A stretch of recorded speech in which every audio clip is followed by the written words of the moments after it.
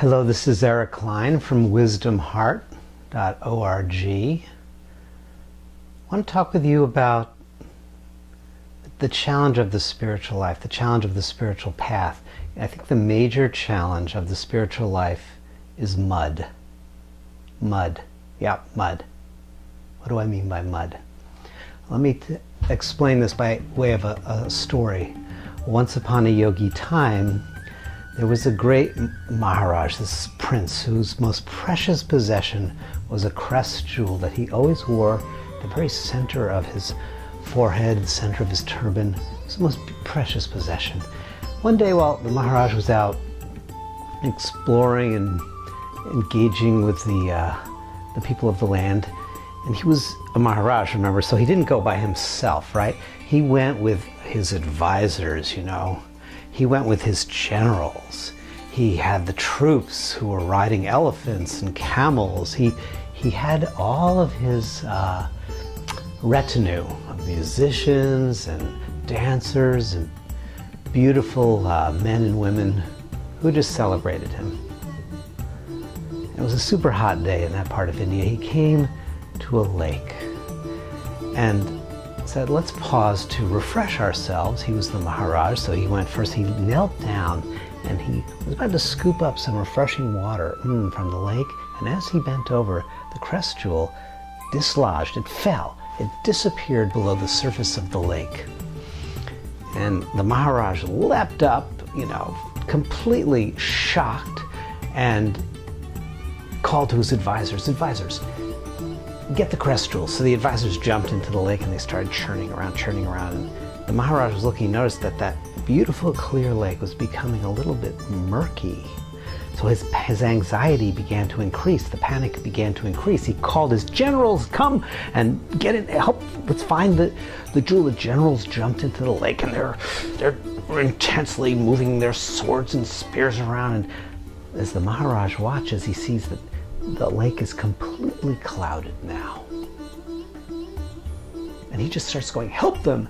And in comes the troops, and the elephants are marching in, and the camels are coming, and the dancers start leaping in, and dancing around and digging, and the musicians are using their lutes and their various instruments to try to retrieve the jewel, you know. And the Maharaj is watching in horror, essentially, as not only the lake is completely churned with mud, stirred from the bottom, but there are waves forming, and it's impossible to even identify where the crest jewel might be.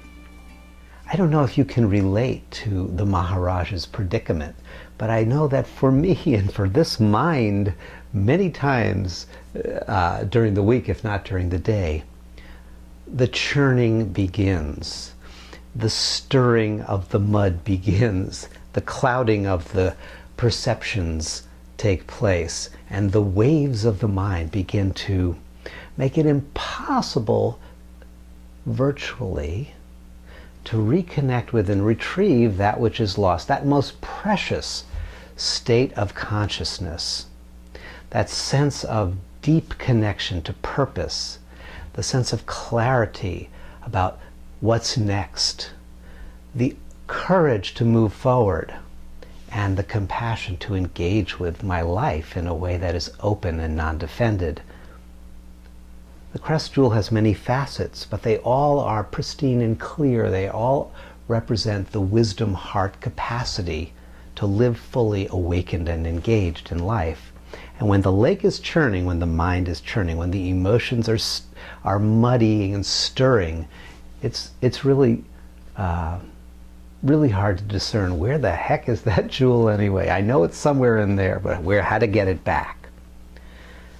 And we all have strategies, you know, ways of attempting to cope with the anxiety. Remember, the Maharaj is running along the edge of the lake filled with anxiety because we have the awareness, he has the awareness, something's been lost. And that stirs up this tremendous sense of longing, this seeking, this anxiety.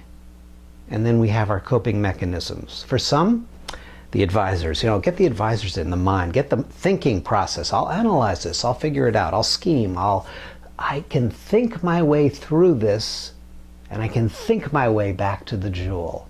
For some, it's more like the generals. I'm just going to gut it out. I'm just going to use my willpower and my determination, and I'm going to effort my way through these inner obstacles and find that jewel. For some of us, it's just pure emotionality represented by the elephants and the camels, just like chomping around. And for others, it's like the dancers and the musicians, which represent sort of the creative, the emotional, the longing, and the stories that we tell about our situation. We all have our own coping mechanisms.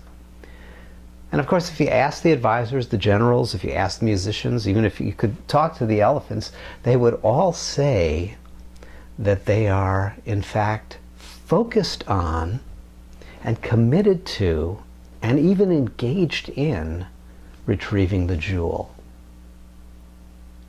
But for many clear observer, it becomes obvious that all of their activities, which again they would declare are aimed at retrieving the jewel, in fact those very activities obscure and limit the capacity to actually identify where is the jewel and how to retrieve it.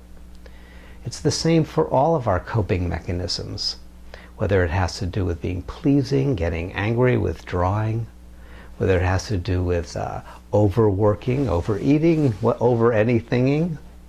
All of these coping mechanisms are ways of dealing with the unacceptable internal experience that arises when we become deeply aware that there is a jewel, there is something precious, there is something meaningful, there is indeed a purpose to your life. And that remembrance, that awareness, and the sense of disconnection from that beauty, that meaning, that radiance, generates an internal state of anxiety. So what can we do? Well, let's return to our hero. In the story, a little yogi comes walking down the path, and the yogi observes and sees what's happening and approaches the Maharaj and says, I can help you. And the Maharaj gets kind of excited. He says, yes, a yogi, you can help. Get in the lake. Get in the lake.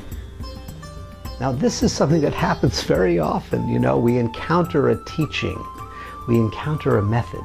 We encounter a path, a practice path that we see has the capacity, the promise of aiding us to retrieve the jewel, to come back to that which is most sacred and precious to us, to the heart of our own life. But there's a way that we can co-opt the practice, interestingly. It can become another way of either measuring how special we are, or sometimes we use the practice as a way of reconfirming how messed up we are. Or sometimes we use practice as a way of avoiding our own anxiety, avoiding looking at the places in us that truly need our loving awareness. It's like we're saying, get in the lake. And the yogi says, that's not actually going to help.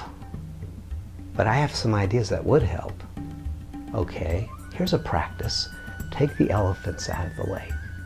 The Maharaj figures it's not that hard, so the elephants, the camels come out. Take the troops out. Okay, he takes the troops out. Now ask the musicians and the artists and the dancers to come out, says the yogi. Now this is a little more uncertain. The Maharaj says, are you sure? Yeah, they come out. The generals and the advisors are left. The thinking is left. The willing, the efforting is left. And the yogi says, take them out of the lake. Okay. Maharaj brings them out of the lake. And then the yogi says, come with me. And they walk around the lake. They walk around the circumference of the lake. And as they do, they explore. They explore the ways in which the Maharaj has tightened and knotted up his life.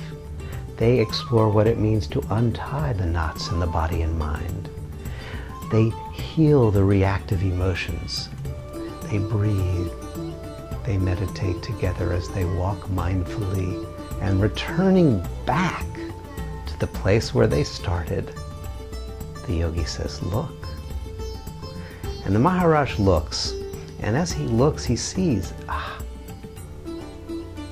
the mud. The mud. Remember the mud? The mud has settled. Yes, the water of the lake. The consciousness is crystal clear. And not only that, still.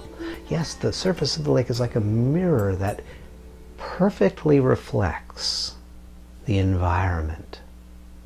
Look deeper, says the yogi.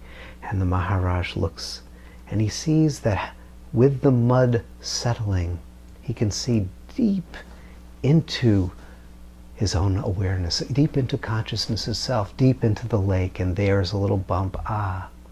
He reaches in, gently, gently retrieves that which is most precious. This is the practice, the inner practice that we explore in our 50 Ways to Leave Your Karma program. We all have karmic strategies that we use to protect ourselves from our anxiety, from our pain, from our loss, from our wounds. To protect ourselves from what? From life's gentle, gentle knocking on the door of the heart to say, open, open, open, awaken, awaken, awaken.